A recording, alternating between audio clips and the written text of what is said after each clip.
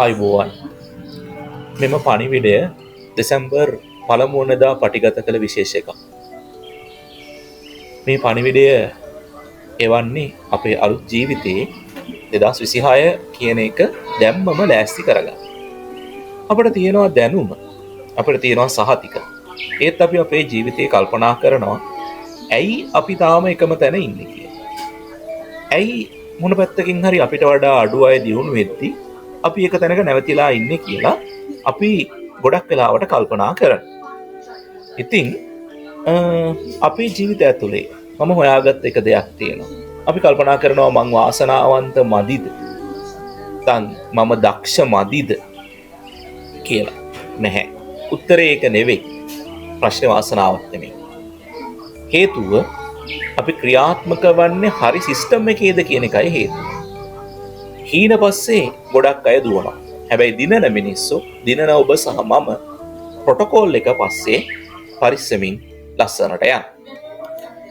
ඉතින් මේකට පාවිච්චි කරන ප්‍රොටෝකෝල් එක තමයි සපාර් ප්‍රොටෝකෝල් එක.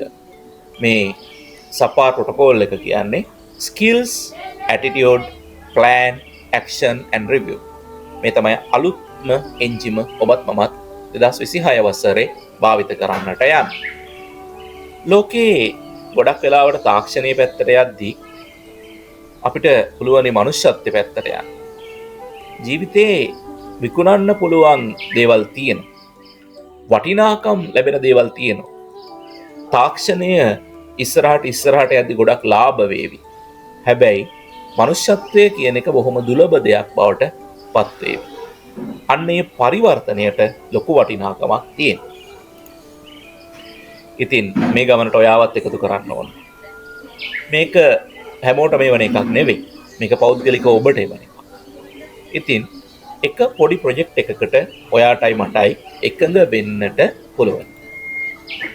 මේක අහලා ඉවර වෙලා ඔයාට හිතුනොත් ඔයත් මාත් එක්ක සම්බන්ධ වෙනවා කියලා ඔයාට පුළුවන් මට මැසේජ් එකක් දාන්න. ඊට පස්සේ අපි පටන් ගමු.